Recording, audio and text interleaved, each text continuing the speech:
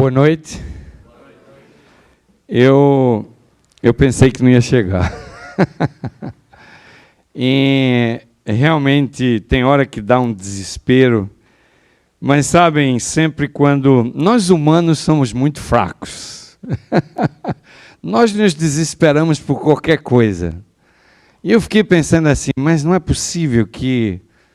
Eu vim de San Antônio, eu saí de casa às 6 horas da manhã para chegar aqui agora, são quase 12 horas entre conexão e aeroporto. E eu fiquei pensando assim, eu vou só por 4 pregações e eu não posso perder uma. Não é possível isso acontecer. E eu me lembro que eu cheguei no moço do guichê, eu falei, moço, por favor, eu sou um pregador, eu tenho que pregar hoje às 7h30 da noite. O meu voo foi cancelado, você tem que me botar nesse voo, era o voo das 3h15. Eu falei, faça alguma coisa, por favor, por mim. E ele falou, você é pastor? Eu falei, e aí, você vai pregar hoje à noite? Vai. Ele disse, olha, mas o seu nome não está aqui na lista de espera. Eu falei, mas por favor, bota o meu nome, é o primeiro, porque os outros não têm compromisso e eu tenho. Ele falou, mas o senhor não sabe, é que eu não posso mexer nesse computador, isso está fechado, não tem como. Mas o senhor... vai pregar hoje à noite, numa igreja. Eu falei, é. Foi Deus que lhe chamou para pregar. Ele falou, então você não se preocupe não, que você vai chegar lá. Eu voltei para o lugar da minha esposa, eu falei, olha, é o seguinte, a minha fé está meio fraca, a do rapaz ali está mais forte que a minha. Porque ele está dizendo que eu vou chegar para pregar, mas eu não estou mais acreditando, não. Quando o meu voo foi cancelado, disse, olha, tem voo para Boston de hora em hora.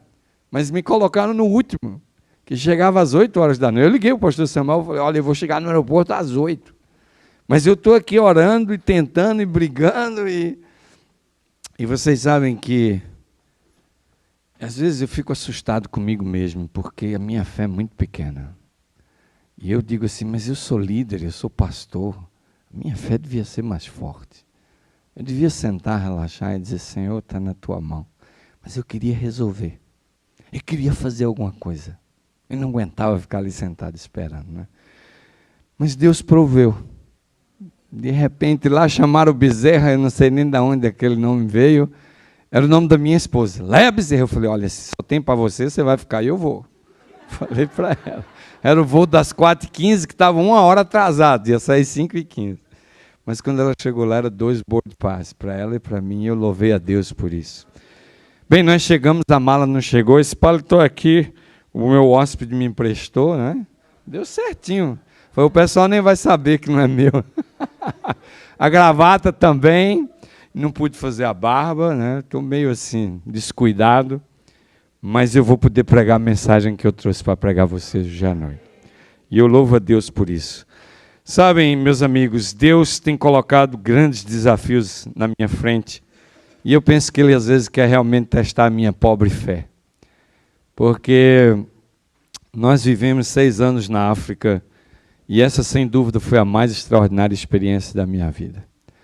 E eu se pudesse ficaria lá, morreria lá, esperaria Jesus voltar lá. Não tem um dia que eu não pense na África. Mas vocês sabem, às vezes a gente ama muito as esposas da gente, não é? E a gente também, depois que ela deu 6 anos para mim lá, eu agora disse para ela, eu vou lhe dar 6 aqui, depois nós vamos embora para um outro lugar qualquer aí, para servir ao Senhor, porque foi realmente uma experiência maravilhosa. Quando a gente está no campo missionário, gente, a gente aprende a depender de Deus. E eu nunca tinha vivido a vida dependendo de Deus.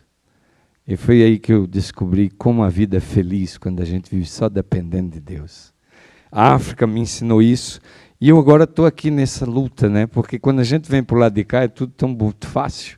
Está tudo tão simples na mão que você, aos pouquinhos, vai esquecendo da tua dependência. Mas o Senhor me deu um outro campo missionário terrível, 3 igrejas americanas. Vocês sabem que, vocês podem até pensar que eu sei falar inglês, mas eu nem sei como é que eu estou pregando 4 vezes por semana em inglês. É realmente um milagre de Deus aquilo lá. Sai aquele inglesão nordestino, ralado, com sotaque lá de Recife, não? E é a bênção de Deus. Amigos, olha, Deus faz coisas que nem eu entendo. Porque eu estou lá naquelas igrejas e faz 4 meses, vai para o 5º mês, E eu já sobrevivi, já vi que vou sobreviver, mas é a misericórdia de Deus mesmo. A última vez que eu preguei em português foi em outubro. Eu, quando subi a escada hoje, eu estava tão entusiasmado vindo a música em português. Faz muito tempo que eu não escuto um louvor em português. Então, o meu coração chegou já cheio de alegria e felicidade. Eu louvo a Deus estar aqui com vocês. E nós vamos iniciar uma jornada hoje que vai acabar o próximo domingo. E eu, honestamente, digo a vocês, eu preguei um mau costume na África e não consegui mais me curar desse mau costume, porque na África as pessoas vêm para o culto no sábado e eles andam a pé 5, 6 quilômetros, 10 quilômetros a pé para ir para a igreja. E como eles são pobres, não tem comida para comer, não tem almoço, não tem padlac, não tem nada, as pessoas não querem sermões de meia hora nem 45 minutos, não. Fala, pastor, eu andei 10 quilômetros, o senhor vai pregar em 2 horas para mim. E ninguém... O sujeito caminhou no sol quente, um calor de 40 graus, 10 quilômetros. Ele vem, não tem comida porque é pobre e passa o dia na igreja. Ninguém está preocupado com a hora. E você vai lá e tem que pregar. Então, a minha igreja americana no início sofreu, mas já se acostumou. O nosso pastor é o pregador de 1 hora. Então, assim, se você é daquele ouvinte que só escuta 30 minutos, quando der 30, você discretamente pode sair, não tem problema. Se quando der 45, você for o ouvinte dos 45, devagarzinho aí, faz uma oração e vai na paz, não tem problema. Mas eu sou o pregador da 1 hora. Já estou falando hoje para ninguém ficar assustado, nem ficar nervoso.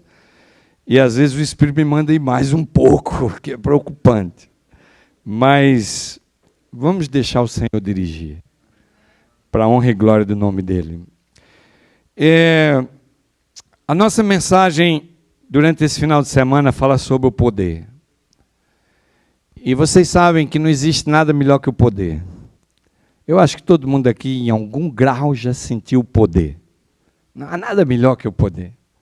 Você ter a autoridade, você ter o poder. Né? Eu me lembro da minha mãe, ela dizia assim, Deusson, e olhava para mim e eu encolhia lá. Né? A autoridade, era o poder dela. Se ela dizia assim, vá buscar isso, eu ia e buscava na hora que ela falava. Era a autoridade e o poder. E nós, em um certo sentido, gostamos do domínio, do poder, da autoridade, porque foi Deus que deu isso para nós, quando nos criou. Vocês vão lá em Gênesis, diz que Deus deu domínio sobre várias coisas. E a verdade é que o pecado, ele veio e começou a deturpar tudo aquilo que Deus deu, que ao ser aplicado em nossa vida, ia glorificar o nome dEle. E essa é a razão porque, finalmente, hoje nós usamos errado o poder, a autoridade. E essa noite eu queria falar com vocês sobre um assunto que não é muito pregado, é sobre os 2 concertos e o poder que emana desses concertos. E eu queria que vocês abrissem a Bíblia em Gálatas, que eu gostaria de introduzir a mensagem em Gálatas, capítulo 4, versículo 21 e 26. Gálatas, no capítulo 4, versículo 21 a 26, a Bíblia diz assim, dizei-me o que quereis estar debaixo da lei, e não ouvis vós a lei. Pois está escrito que Abraão teve 2 filhos, um da escrava e outro da livre. Todavia o que era da escrava nasceu segundo a carne, mas o que era da livre por promessa. O que se entende por alegoria, pois estas mulheres são 2 alianças. Uma aliança é do Monte Sinai, gerando filhos para a escravidão, que é Agar. E ora, Agar é Sinai, um monte da Arábia, que corresponde a Jerusalém, porque é escrava com seus filhos. Mas a Jerusalém que é de cima é livre, a qual é mãe de todos nós. Amém? Louvado seja Deus pela sua palavra. São Paulo estava pregando à igreja de Gálatas. E ele queria mostrar a Gálatas o poder que existia no novo concerto. E ele queria que os galácios entendessem o que é que significava o velho concerto e o novo concerto, para que eles pudessem entender o poder que emanava dessa aliança que Deus fez com os seres humanos, através da morte de Jesus Cristo na cruz do Calvário. E essa é a razão porque Paulo decidiu usar essa ilustração, colocando Ismael representando o antigo concerto e usando a ilustração de Isaac como novo concerto, dizendo que um nasceu da carne e o outro nasceu da promessa. E na verdade nós encontramos aqui duas formas de ser justificado. A primeira é pela nossa própria justiça. E a outra é pela justiça de Deus operando em nós. E a fim de compreender o que Deus quer nos ensinar pela justificação pela fé, Paulo começou então a tentar explicar aos galácios essas duas alianças, o velho concerto e o novo concerto, e o que elas significam. Eu não vou aqui perguntar a vocês se você sabe o que é o velho concerto. E se você sabe o que é o novo concerto, porque eu mesmo, depois de ser pastor, ainda não entendia bem esse negócio. Mas vocês sabem que há mensagens que Deus revelou para a sua igreja nos últimos dias, que elas são tão simples, mas o inimigo criou esse bloqueio para a gente não entender as coisas simples. Porque essas coisas simples, elas fazem gerar no coração dos cristãos o poder de Deus, para vencer, resistir e subjugar o pecado. E essa é a razão porque muitas vezes nós não entendemos ou não estudamos essa aliança. E eu queria essa noite estudar com vocês o velho concerto rapidamente e o novo concerto, mas eu queria usar a ilustração que Paulo usou aos Galácios. Eu queria mostrar para vocês primeiro o antigo concerto, o velho concerto. Em Êxodo, Moisés tomou o livro da aliança e leu todas as ordenanças para o povo de Israel. Foi Deus quem deu aquelas ordenanças. Foi Deus quem deu o livro da lei. Às vezes nós chamamos essa lei de lei cerimonial, ou como você quiser chamar. Mas a realidade era que a nação tinha um conjunto de leis, que nós poderíamos dizer que eram as leis de Moisés, mas foram leis que Deus deu para Moisés para segurança, bem-estar e prosperidade da nação israelita, que era uma nação escolhida e separada por Deus para uma missão especial. Quando Moisés leu as ordenanças, o povo deu uma resposta. E essa resposta está em Êxodo capítulo 24, verso 3. Capítulo 24 de Êxodo, e o verso 3. Quando Moisés leu todas as ordenanças que estavam escritas no livro da lei que Deus havia dado, o povo então respondeu. Êxodo capítulo 24, versículo 3, diz assim: Veio, pois, Moisés e relatou ao povo todas as palavras do Senhor e todos os estatutos, e o povo respondeu a uma voz: tudo o que o Senhor falou, o quê? Faremos. Tudo o que o Senhor falou, faremos. Esse é o velho concerto. O velho concerto é Deus dando a lei e o povo dizendo: nós vamos cumprir. O velho concerto é Deus dando as ordenanças e o povo dizendo: Senhor, nós cumpriremos todas essas ordenanças. Mas se você olhar para a história de Israel, você vai descobrir que o povo não conseguiu cumprir com essas ordenanças. Eles falharam. Deram a palavra para Deus, prometeram a Deus que iam observar aquelas ordenanças, mas eles falharam em cumprir com estas palavras. No velho concerto, nós vemos o ser humano tentando desesperadamente obedecer à lei de Deus. Porque eles prometeram que iriam obedecer à lei de Deus. E apesar de todo o esforço para obedecer, eles não conseguiram obedecer. Agora, Paulo queria explicar isso aos Gálatas. Paulo queria explicar aos Gálatas de que o velho concerto era o esforço do homem para cumprir as leis de Deus, cerimoniais, e a lei moral de Deus, os 10 mandamentos, por si próprio, pelo seu próprio esforço. Deus deu a lei e nós dizemos: Senhor, nós cumpriremos essa lei. E é quando Paulo começa a usar a ilustração de Abraão. Por exemplo, em Gênesis capítulo 12 e o versículo 4, a Bíblia diz que Abraão tinha 75 anos de idade quando Deus chamou ele para sair de Harã. E se nós olharmos Gênesis capítulo 12, e eu queria ler o versículo 2. Gênesis capítulo 12 e o versículo 2. Gênesis capítulo 12, o versículo 2, a Bíblia diz assim, Deus diz assim, aliás, vamos ler do 1 e o 2, vamos ler o 1 e o 2, para ficar mais claro.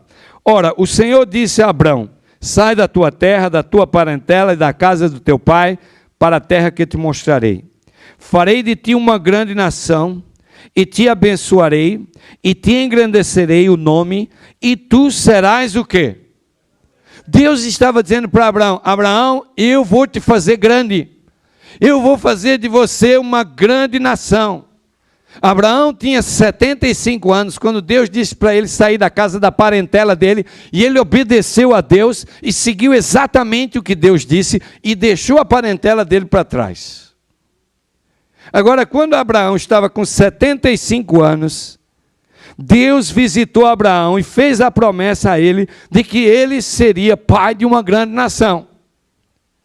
E aí é quando Abraão ficou confuso.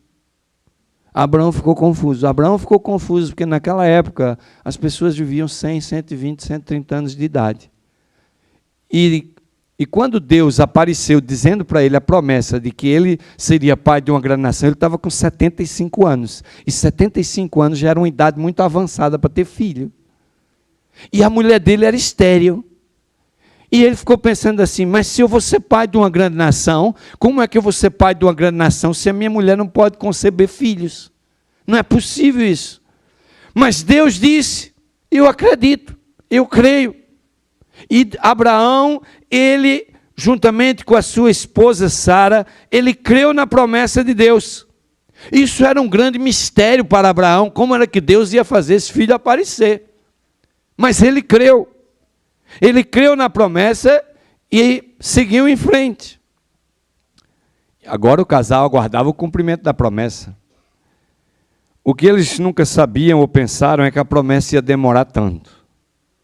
Porque passou 1 ano, 2 anos, 3 anos, 8 anos, e Sara não ficou grávida. E Abraão começou a ficar preocupado. Porque ele disse assim, bem, quando Deus apareceu, eu tinha 75, já era meio complicado para fazer filho numa mulher que era estéril. Agora passou-se mais 8 anos, então eu agora já estou com 83 anos de idade, e a minha esposa ainda não concebeu. Eu acho que Deus deve ter se enganado, deve haver algum problema. Eu acho que eu vou dar uma ajudinha a Deus, resolver esse problema do filho da promessa.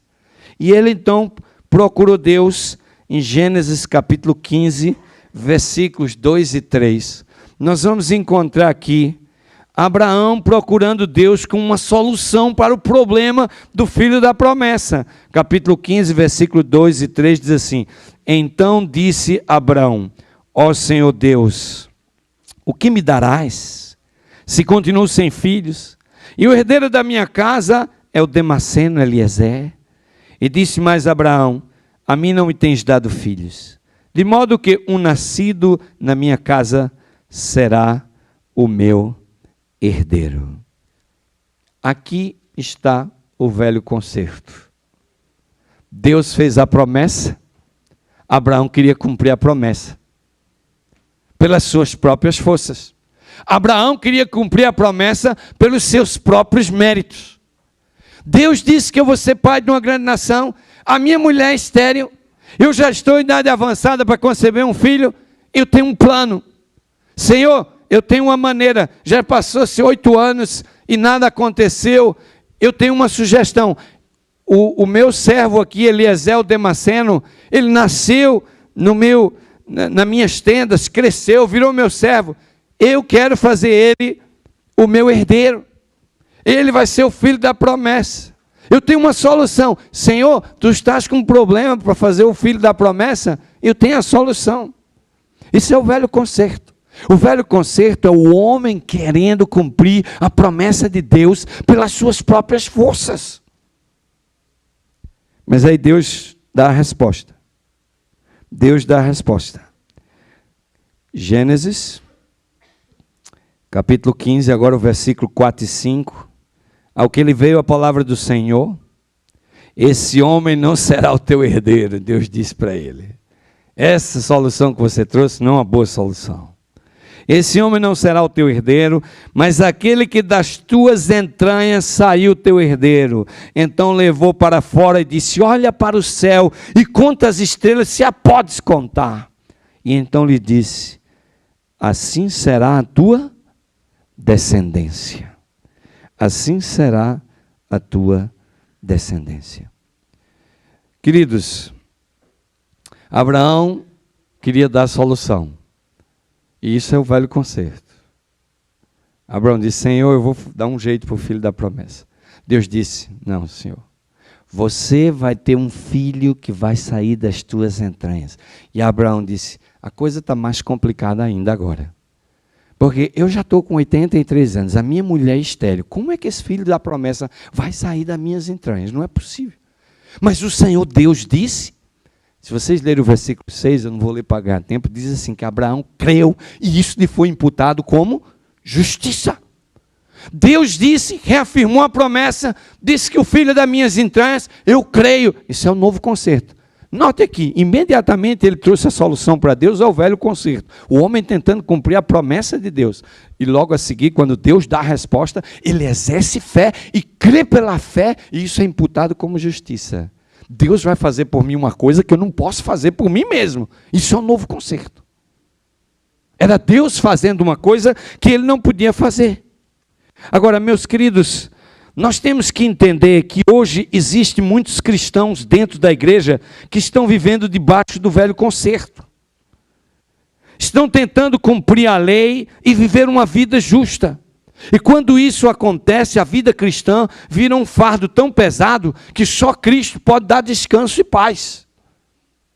É quando você acorda de manhã e não quer ir para a igreja, você diz, mas eu tenho que ir. É quando você quer comprar uma coisa dia de sábado, você diz, mas eu não posso que sou adventista. É quando você às vezes tem desejo de cometer um pecado e você diz, não, não vou cometer porque eu vou comprometer a minha salvação. E você começa agora a fazer um esforço sobrenatural para guardar o sábado, para ser fiel às doutrinas da igreja, para ser um bom cristão, se esforçando para chegar cedo na igreja, quando aquilo não é o que está no teu coração. Mas você sente essa responsabilidade. Eu me lembro de uma vez, eu era pastor em João Pessoa, na Paraíba, e eu assumi o pastorado distrital. E havia uma irmã na igreja chamada Rosana. E ela vinha para a igreja sábado, domingo, quarta-feira. E ela vinha com o marido dela. Todo sábado, domingo, quarta-feira, a irmã Rosana estava lá com o Arquidi do lado dela. Esse era o nome dele, um nome estranho até, Arquidi é o nome dele. Eu fiquei pastor daquela igreja durante 6 meses e apreciava demais aquele casal. Toda a programação da igreja, Rosana e Arquidi estava lá, não faltava. Pois eu soube que ele trabalhava no Correio Paraibano, eles tinham uma boa situação financeira, não havia passeios, era o programa JA, Rosana e Arquidi estavam lá, não faltava. Um dia, eu descobri que Arquidi era ateu. Ateu? Mas ele não é membro da igreja? Ele não é adventista? Não, nunca foi batizado. Casou com Rosana, que é adventista, membro batizado, e vem com ela para a igreja. Eu disse, mas não é possível um negócio desse. O homem é melhor adventista do que metade da igreja que eu tenho aqui. Porque o povo não aparece na quarta-feira, não vem no JA, não dá suporte à igreja. O homem era dizimista, fazia tudo. Eu não podia crer como é que ele não... Um dia eu procurei ele e falei, amigo, qual o problema aí? Você é melhor adventista do que um bocado aqui que eu tenho. Por que você faz tudo isso, vem? E ele um dia sorrindo falou para mim assim, o senhor sabe por que eu vou aos acampamentos, sou um bom membro da sua igreja, e conheço todo mundo aqui, sei tudo, e não falto. Falei, por quê? Disse, por uma única razão. Por quê? Porque eu amo a minha esposa. Porque eu amo a minha esposa. E eu fazendo isso, eu sei que ela vai ficar feliz. Uau! Eu fiquei pensando assim, quem dera os adventistas amassem a Deus igual a Arquidia ama a esposa dele. Certamente muita coisa ia ficar melhor na casa do Senhor, não é? Ele passava na porta e dizia, que sermão lindo você pregou, pastor Bezerra, pena que eu não acredito em nada. Ele passava assim. Um dia dei o Desejado de Todas as Nações para ele, depois de 3 meses ele leu, voltou para mim, falei assim, fantástico esse livro. Nunca vi um livro como esse, que coisa linda, que descrição fantástica. Pena que eu não acreditei em nada que estava escrito. Ele falava assim, falava sincero. Um dia ele chegou para mim, eu lembro, era um sábado à tarde, a gente estava esperando o Jotá, um sol bonito, e o céu azul. Ele disse, pastor, você está vendo teus membros aqui, ó. Eu estou nessa igreja já há mais tempo que você, porque você chegou faz 6 meses aí, mas eu conheço todo mundo aqui na igreja, eu vou para os acampamentos, eu conheço a vida de todo mundo, você onde trabalha, conheço. Você pensa que esse povo ama esse Jesus que você prega, esse Deus que você fala? Esses irmãos, eles estão aqui tudo querendo é salvar a pele dele do fogo eterno. É tudo um bando de egoísta vindo para a casa do Senhor, tentando salvar a pele. Ninguém ama Jesus nem Deus, não. Porque se eles amassem Deus e Jesus, eles vinham igual a minha esposa aqui, ó, não falta, está aqui meia hora antes de começar o serviço, todo mundo contribuía, ajudava, a igreja não estava dizendo, foi dizendo os defeitos da igreja, e eu fui encolhendo, né? Ele ia falando e eu ia encolhendo, porque tudo que ele está falando não é verdade. E depois até eu fiquei pensando, qual é a nossa motivação para ser cristão? É o amor? Porque no velho concerto, a gente quer fazer tudo certinho, porque a gente quer que Deus olhe para nós e ache que nós somos justos. Nós queremos que Deus olhe para mim e diga, Deus, você é um bom garoto, você é um bom cristão, eu gosto de você. É igual o moço rico, a gente chega lá e diz, Senhor, olha, está aqui minha ficha de adventista, pode bater o martelo aí. Deus mandou o moço rico amar os pobres, e aí ele se atrapalhou todinho para ser salvo. Porque quando o novo concerto chega, ele cria um problema sério para quem está vivendo no velho. As nossas igrejas estão cheias de membros infelizes, amargurados, cansados de ser adventista. É por isso que chegam atrasados na igreja, é por isso que chegam tarde no culto, às vezes não vêm no dia de semana, não fazem um sacrifício por Deus. Porque não sentem mesmo aquele amor e aquele gozo que Cristo Jesus pode dar na vida de uma pessoa. Estão vivendo a vida cristã debaixo do velho concerto e estão perdendo o privilégio de sentir o poder de Deus que vem do novo concerto na vida deles. Agora, meus amigos, vamos voltar à vida de Abraão e ver como é que o novo concerto opera. Eu fiquei maravilhado quando vi lá em Gálatas, Paulo falando de Abraão. Eu falei, pô, Abraão tem alguma coisa aqui, mas é incrível. A vida de Abraão mostra os 2 concertos direitinho. Porque agora, veja bem, Sara estava decepcionada. Sara estava decepcionada. Ela queria, porque queria que esse filho da promessa viesse. Mas por alguma razão, esse filho não veio. E meus queridos, eu vou dizer uma coisa para vocês. Sara um dia chegou para Abraão, 2 anos depois que Abraão falou com Deus sobre Eliezer, o servo dele, ser o herdeiro. Quando Abraão tentou resolver o problema, Deus disse, olha para as estrelas, você pode contar? Então você fica quieto, porque o teu filho vai vir das tuas entranhas. Ok? Abraão creu. Passou 2 anos, e aí Sara veio para Abraão e disse, olha, cadê o filho da promessa? 2 anos atrás, você veio aqui dizendo que Deus reafirmou a promessa, eu fui nas tendas da vizinhança todinha aqui espalhando a notícia, que eu ia ficar grávida, ia ter um filho, e eles ficaram rindo de mim, porque eu era velha, mas eu disse que Deus havia dito, faz 2 anos eu não fiquei grávida, agora está todo mundo rindo de mim aí, o que é que vai acontecer aqui? Cadê a promessa? São 10 anos já. Deus falou para você quando você tinha 75 anos, já passou 10 anos. Agora, você sabe o que eu estava pensando para a gente resolver esse problema?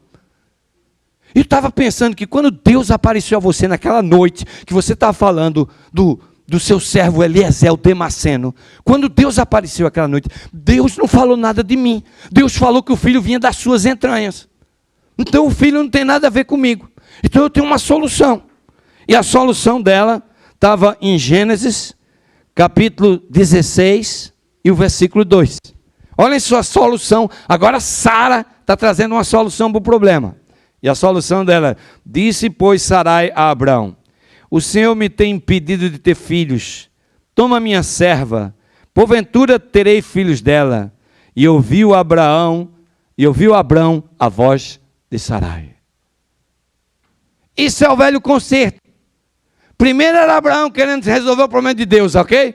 Agora, 2 anos depois, a senhora Sara vem querer resolver o problema de Deus também, trazendo uma solução. E Abraão gostou da solução dela. Abraão disse: o quê? Eu sou homem de uma mulher só. Mas já que você está insistindo para a gente fazer o filho da promessa, não tem problema eu deitar com essa serva. E Sara disse: olha, essa é a serva mais bonita que a gente tem. Então, essa serva, ela é perfeita, ela é limpa. Você pode deitar com ela, ela vai produzir filhos. E assim foi. E eu vou dizer uma coisa para vocês: a vida cristã no velho concerto é uma tragédia. É uma tragédia. Porque você vai tentando se declarar justo aos olhos da tua própria justiça. E isso só vai botando você no buraco, porque no fundo do teu coração, você sabe que você não se entregou totalmente. Você sabe que você está lutando por uma conquista que, na verdade, você é muito fraco e débil para conseguir. E você começa a batalhar, sentindo aquela infelicidade dentro do coração. É por isso que a nossa vida cristã é tão superficial. É por isso que a gente não tem tempo para ler a Bíblia, para estudar profecia, para a gente separar tempo para Deus. Está vendo? Nós não fazemos isso. Há tantas coisas mais importantes na vida: o dinheiro, o aluguel, o seguro do carro. E essa terra aqui é a terra dos bios. Eu estava na África 6 meses atrás, não tinha 2 bios só. Agora eu cheguei aqui, já tem bem uns 10 bios. Essa é a terra dos bios. Pastor, o que eu posso fazer? Olha a minha vida, meu tempo para Deus não tem condição. Eu faço o melhor que eu posso e Deus vai entender isso. O velho concerto, ele vai matando a gente. E Sara, ela tentou trazer uma solução para Deus. Ela queria dar uma solução para o problema. E muitos estão nesse sofrimento na vida cristã. A nossa igreja se tornou a igreja do pode e não pode. Eu fico doente. Outro irmão chegou para mim: pastor, a gente pode ir para o cinema? Não pode. É pecado ou não é pecado ir para o cinema? Mas minha irmã, vai ter cinema no céu? Não vai, pastor. Mas você está se preparando para ir para onde? Me fala aí, por favor. Você deve ir para o lugar que você está se preparando. O seu estilo de vida aqui deve ser uma réplica do seu estilo de vida do céu. Se você está vivendo um estilo de vida aqui que não combina com o celestial, você já sabe que vai ficar por aqui. Você pode até tentar enganar você mesmo, mas você está vendo debaixo do velho concerto. O outro chega para mim: pastor, é pecado ou não é pecado de usar joia? Pastor, pode ou não pode fazer aquilo? Pastor, não pode fazer aquilo. Mas o que há de errado? Nós viramos agora a igreja do pode e não pode. Isso é o velho concerto. Estamos querendo salvar pelas nossas próprias obras. Meus queridos, as decepções de Sara eram as oportunidades de Deus. As decepções de Sara eram a oportunidade de Deus. A escrava chamada Agar deu a Abraão um filho chamado Ismael. E agora, 14 anos se passaram desde que Deus fez a promessa a Abraão. 14 anos. O homem agora estava quase com 90 anos de idade. E um dia, Sara chegou em lágrimas, em pranto na tenda, chorando. Todo mundo parou e correu lá, e Abraão correu. O que aconteceu? Porque Sara está nesse choro e nesse desespero? Não é possível. Sara tinha vindo do médico. E o médico disse para ela que ela tinha entrado na menopausa. E ela chorava e abraçava Abraão, e ela dizia: como é agora que o filho da promessa vai nascer, se eu estou na menopausa? Como? E olha, vocês podem até achar engraçado e achar que eu estou brincando, mas eu quero ler um texto da Bíblia de Romanos, capítulo 4, versículo 19, na segunda parte. Eu vou tomar um tempinho para ler esse texto na Bíblia, porque eu não estou aqui contando história de carochinha e lobo mau não, tá? Vamos abrir a Bíblia em Romanos, capítulo 4. Veja o que diz Romanos, capítulo 4, e o versículo 19, eu quero ler só a segunda parte do versículo, certo? O versículo está falando de Abraão. Ele diz assim, pois era já quase de 100 anos, ok? Falando de Abraão, ele era quase de 100 anos. E nem tão pouco para o amortecimento do ventre de Sara. Aliás, vamos ler o 19 todo, diz assim, e não enfraqueceu na fé, e nem atentou para o seu próprio corpo, o quê? O corpo de quem estava amortecido? Coitado de Abraão. Já não funcionava mais. A Bíblia está dizendo aqui, o corpo dele estava amortecido. E agora o corpo dela também ficou amortecido. Imagine 2 amortecidos. E Deus dizendo assim, vocês vão ter um filho da promessa. A descendência de vocês vai ser como as estrelas do céu. Sara chegou aos prantos quando o médico disse para ela que ela estava na menopausa. Mas, meus queridos amados, este era o momento que Deus estava esperando.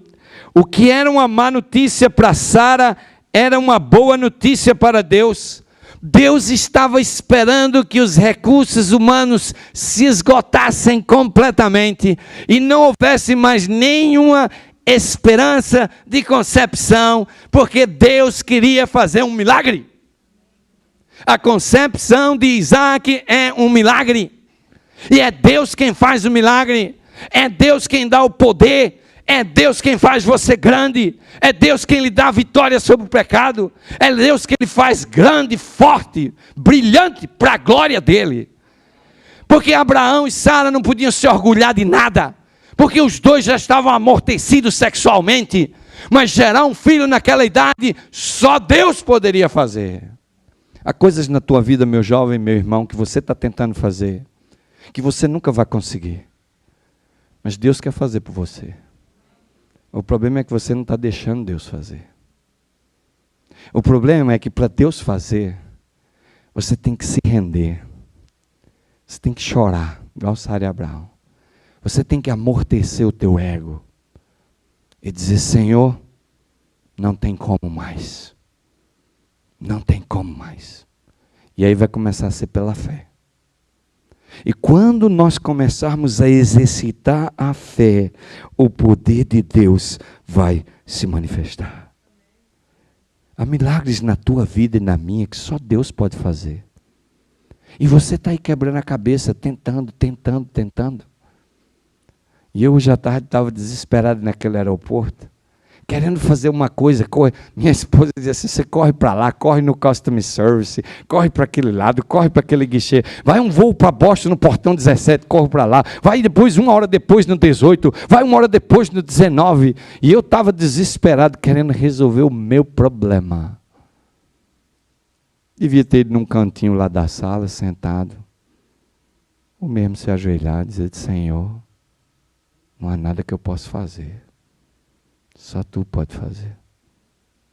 E quando eu estava no meio daquele desespero, Deus usou aquele funcionário da US Airways, que olhou para mim assim e falou assim, se você vai pregar a palavra de Deus, Deus vai te levar para Boston hoje à noite. Você vai pregar a palavra.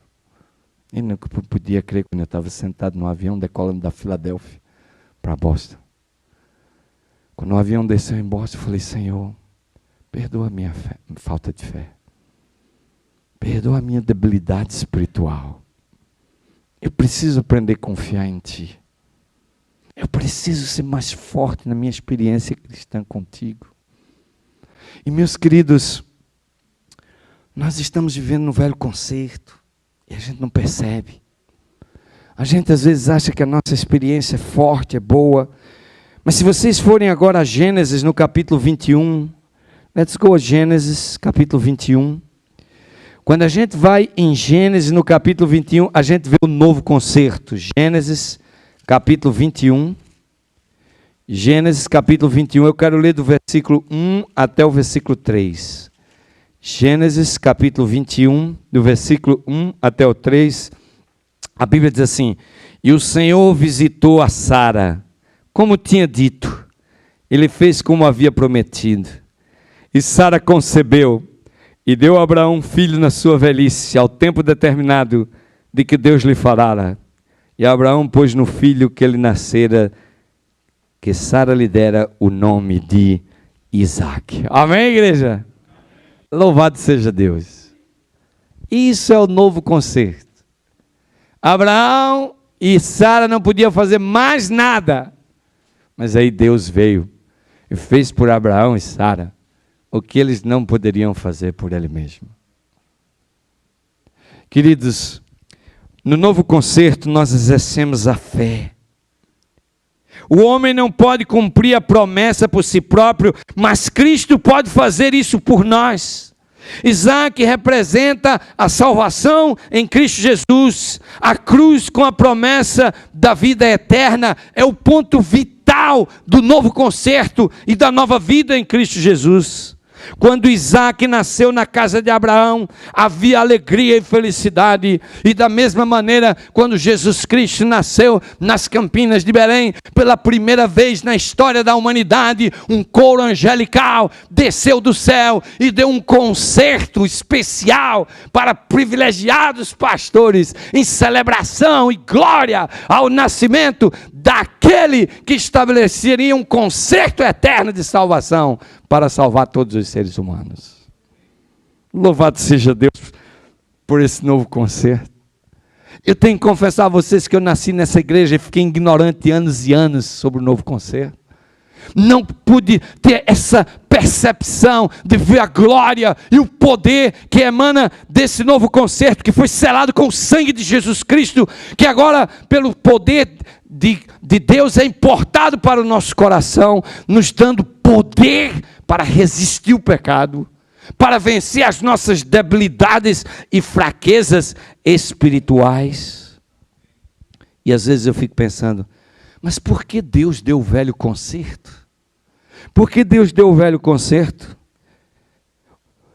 No velho concerto, Deus queria mostrar que nós somos incapazes de nos salvar nós mesmos. Por isso Deus deu o velho concerto.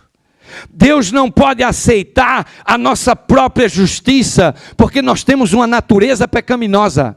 E se nós temos uma natureza pecaminosa, a justiça que emana dessa natureza pecaminosa, ela não é suficiente para cobrir você com a sua salvação. Você pode até aparentar justo perante os outros. Você pode até aparentar justo. Mas no fundo, você sabe que você é débil e que você é pecador. Sabe, meus queridos, a lei e as ordenanças no Velho Concerto tinham um propósito. E Paulo, em Romanos, capítulo 3, versículo 20, eu queria ler esse texto com vocês. Paulo, em Romanos, capítulo 3, versículo 20. Vamos abrir a Bíblia em Romanos, no capítulo 3 e no versículo 20. Romanos, capítulo 3 e o versículo 20. Paulo diz assim: por isso ninguém será justificado diante dele pelas obras da lei. Antes, pela lei, vem o conhecimento de quê? Do pecado. Deus queria nos dar uma lição. Deus aqui amplia o nosso conceito de que a lei é o instrumento que Deus usa para mostrar o pecado, que faz com que nós sintamos necessidade de um Salvador. E aí recorremos à graça. Porque pela graça, sois o quê? Pela graça sois salvos. Queridos amados, o novo concerto traz a certeza de que pela fé em Jesus Cristo, nós podemos ser justificados. O novo concerto ele é como um testamento. De que a gente faz o testamento, mas a pessoa que vai receber o testamento, só recebe o testamento quando a pessoa que legou o testamento morre. O novo concerto foi um testamento que Deus fez e que veio para nós quando o Filho dele morreu na cruz do Calvário. E nós agora temos essa certeza da salvação. Nós temos essa certeza que a pena do pecado foi paga. Tudo que nós temos que fazer agora é aceitar esse sacrifício. É aceitar o novo concerto e deixar Deus fazer em nossa vida aquilo que nós não podemos fazer por nós mesmos. Agora, na história de Abraão, há uma coisa interessante que eu queria chamar a atenção. Abram a Bíblia agora em Gênesis, no capítulo 21. Olhem só o que aconteceu. Isso é uma coisa muito interessante que eu não esperava que ia acontecer. Vamos voltar novamente a Gênesis. E eu queria ir no capítulo 21 de Gênesis. Capítulo 21 de Gênesis. E eu queria ler dos versículos 8 até o 12. A Bíblia diz assim: cresceu o menino e foi desmamado. E Abraão fez um grande banquete no dia em que Isaque foi desmamado. Mas Sara viu que o filho de Agar, a egípcia, a qual ela dera à luz a Abraão, zombava de Isaque. E disse a Abraão: deita fora essa escrava e o seu filho, pois o filho dessa escrava não herdará com o meu filho. E pareceu isso muito penoso aos olhos de Abraão, por causa de seu filho. Deus, porém, disse a Abraão: não te pareça isso mal por causa do moço e por causa da tua serva. Em tudo que Sara te diz, ouve a sua voz, porque em Isaque será chamada a tua descendência. Estão vendo aqui agora um conflito? Há um conflito aqui agora. Sara foi a causadora desse grande problema e agora estava incomodada com o filho da escrava. Quem foi que criou aquele problema? Quem foi que criou? Foi Sara. Foi ela que disse: deita aí com a minha serva e produz o filho da promessa. E claro, Abraão ficou desesperado quando ela disse que era para mandar a serva e o menino embora. E ele foi consultar a Deus.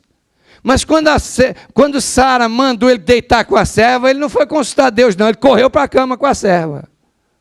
Ele falou: o vento está soprando do meu lado, vou lá deitar com a serva. E o Senhor esqueceu do Senhor, não é? Agora que deu problema, os dois meninos lá, ele foi lá para o Senhor e disse: Senhor, e agora? Mas, sabe, isso é o ser humano, né? Quando tudo vai bem, não quer saber de Deus. Agora, quando o tempo fecha, corre para a semana, corre para a reunião de oração, e vamos fazer grupo de oração, e ora porque meu filho está no hospital doente, um câncer. O ser humano é assim. Quando está tudo bem, ele tem Deus e está tudo ok, mas ele não vai consultar Deus, não. Quando os problemas vêm, nós corremos para Deus. Mas, meus queridos, sabe o que está acontecendo aqui? É um conflito de sistemas. O velho concerto e o novo concerto não funcionam juntos. Talvez essa é a razão porque tem tanta gente sofrendo infeliz dentro da igreja, porque eles estão vivendo os dois concertos, quer dizer, eles estão tentando viver, mas não é possível. Eles querem fazer tudo que eles querem durante a semana e depois eles querem também a bênção de Deus. Eles querem os dois concertos na vida deles, mas não dá certo. É por isso que vem a religião do eu acho. Eu acho que não tem nada a comer no restaurante dia de sábado. Eu não tenho nada para comer em casa. Jejuma pela tua salvação, por favor. Jejua pela tua salvação. Porque a tua conta lá em cima está alta se tu está indo para o restaurante dia de sábado. E te arrepende enquanto ainda tem tempo, hein? Te arrepende enquanto ainda tem tempo. Essa coisa de vídeo, de Hollywood, de filme, de cinema, de tudo. Onde é que isso mesmo vai levar? Aonde? Aonde é que vai? Que tipo de entretenimento é esse? Para onde vai preparar a gente? Para onde? Que direção a gente está indo? Botando os meninos para assistir o Cartoon Network e indo trabalhar e fazer o que interessa. Está botando o teu menino no caminho largo? E chega no sábado aqui, às vezes nem traz ele para a escolinha, 9h30, chega tarde para a escolinha. Você vai dar conta disso no dia do juízo. Haverá julgamento para esses adventistas que não levam a sério isso. Porque as pessoas estão vendo debaixo dos dois concertos. Você tem um conflito, aqui está o conflito na casa de Isaac, era o velho concerto de Ismael e o novo concerto de Isaac. Não combinava, deu problema. Um tinha que cair fora, a mesma coisa tem que acontecer na sua vida. Ou você mesmo se entrega para o velho concerto, ou você se entrega de uma vez a Cristo Jesus. E se santifica na verdade, porque a sua palavra é a verdade. Nós estamos vivendo um adventista de meia tigela. fazendo aquilo que o coração pede. Nós queremos aproveitar o mundo e queremos a vida eterna. Não é possível. O céu começa aqui, a santificação começa aqui, a santidade começa aqui. E olha, não adianta, você pode viver a vida inteira dentro da igreja com esse cristianismo superficial, gozando do entretenimento desse mundo. No fim você vai descobrir que vai se perder igual o criminoso e o bandido que matou todo mundo. Porque você teve a luz, você teve a palavra, mas você amou mais o mundo do que a Deus. Queridos amigos, os dois sistemas não funcionam juntos. Hoje nós temos pessoas legalistas dentro dessa igreja. Pessoas que querem salvar o mundo todo. Se você come carne, se você não come, você vai se perder, não vai para o céu. Você faz isso, você vai se perder. Sai botando ordem na vida de todo mundo. Os liberais, quando escutam eu falar isso, exultam. Ai, que bênção. Esses liberais são piores ainda. Porque acham que Deus aceita tudo. Queridos, só existe um padrão. Tudo que é puro, tudo que é honesto, tudo que é santo, isso praticai. E para você praticar essa santidade, eu vou dizer, você vai ter que mudar muito a sua vida como adventista. E eu também falo para mim, porque nesses últimos anos eu venho mergulhado numa batalha terrível, e eu louvo a Deus porque fui para a África, porque lá mesmo conheci esse Deus, e agora vivo uma luta terrível. E eu vou dizer uma coisa para vocês, não existe vida cristã fácil e maravilhosa. Enquanto você estiver aqui crescendo em nome de Jesus, e se levantando pelo novo concerto, buscando esse poder que Deus quer oferecer, o diabo vem com o poder dele lá de cá, e a batalha está armada. E você tem que vencer ela em nome de Jesus. Você vai vencer essa batalha no poder de Deus. Não porque você é melhor que ninguém, mas porque você não é ninguém, e Deus então vai usar você. Sabem, meus queridos, às vezes eu penso que o meu maior inimigo é Satanás, mas eu estou descobrindo que o meu maior inimigo é o meu eu. O meu eu é o maior inimigo que eu tenho.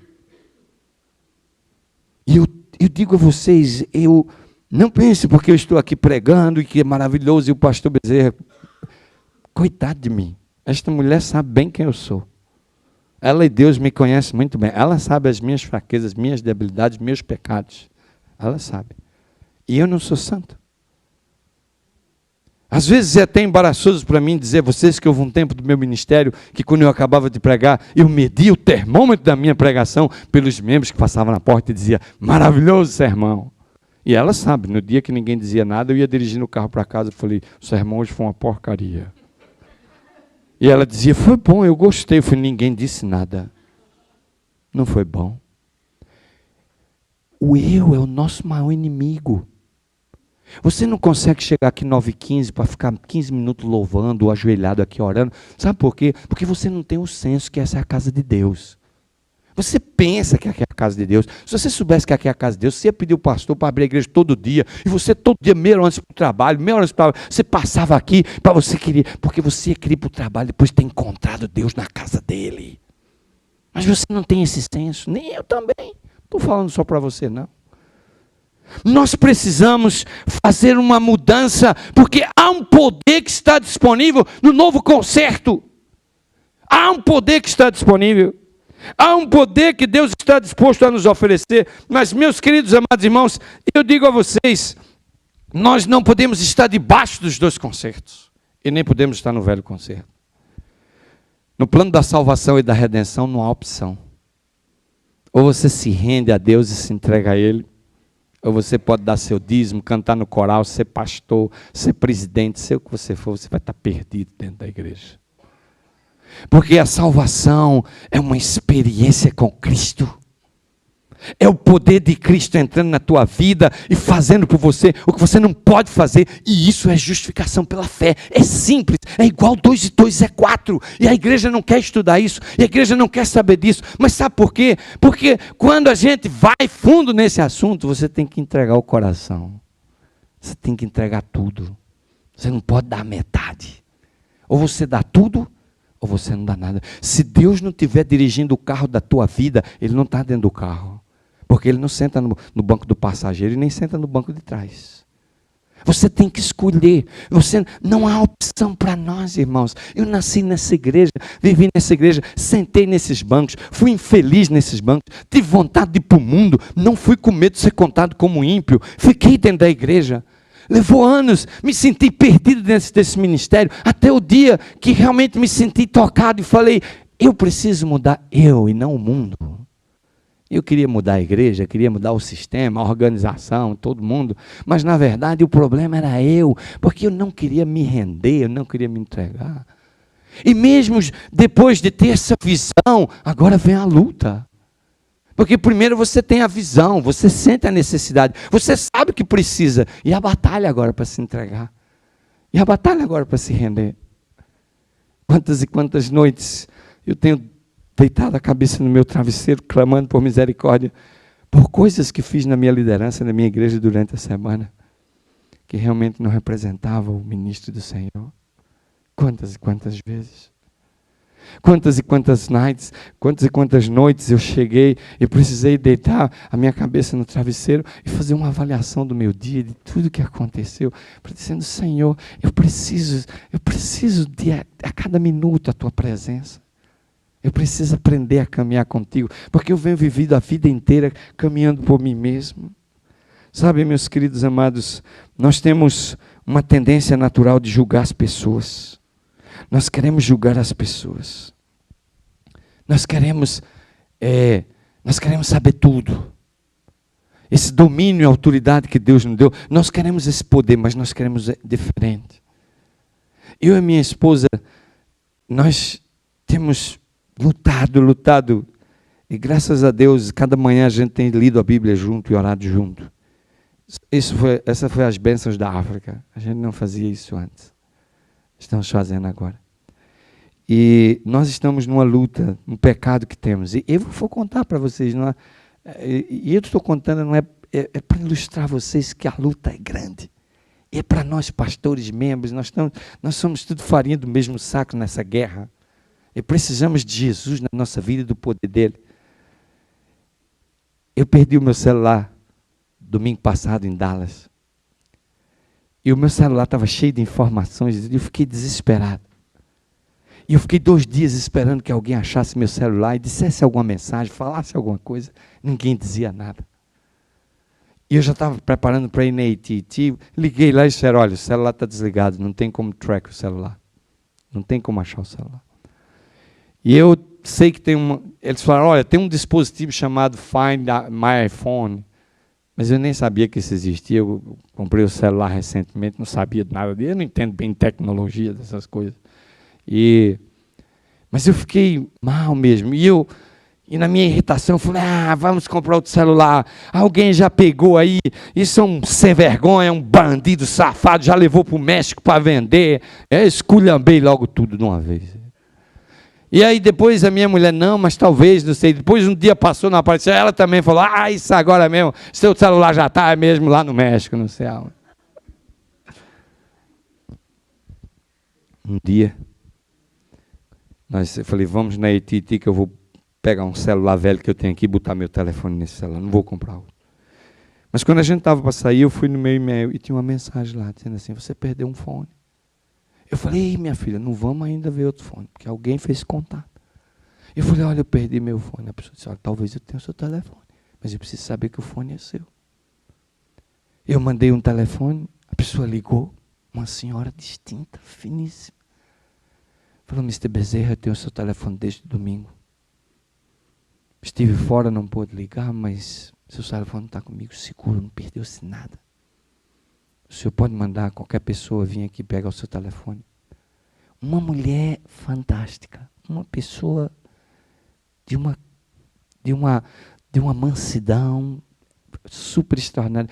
Minha filha ligou e disse, pai, você precisa conhecer essa senhora, que senhora extraordinária. Eu já estou com o seu telefone. Eu falei, você está com o meu telefone? Eu falei, estou, pai. Já peguei o seu telefone. Bem, na manhã seguinte, eu e minha esposa estávamos lá no pé da nossa cama, pedindo perdão a Deus pelo julgamento que fizemos dos mexicanos ou de quem perdeu a voz. Eu falei, Senhor, tem misericórdia de mim, Senhor. E estou contando só um caso, mas tem vários. É triste isso, não é? Mas eu estou lutando. Eu estou lutando para Deus me ajudar a só ver coisas boas nas pessoas. Há membros espinhosos na minha igreja. E eu estou pedindo a Deus que me dê essa capacidade de amá-los. Amar os inimigos. Amar os que atacam. Amar os que não gostam de você, que quando vê você, joga aquele bafo horrível em você. Não que eles tenham bafo, mas é aquela coisa mesmo, assim, eu não gosto de você, pastor. E você tem um sorriso de carinho, de amor. Meus queridos, eu vou dizer uma coisa para vocês. Cristianismo é reproduzir o caráter de Cristo Jesus. E nós adventistas, somos bons adventistas às vezes, mas somos pobres cristãos. Pobres. Quando se trata de amar e servir, bote o adventista fora. Muito difícil isso. Mas essas são as duas premissas básicas do poder do novo concerto.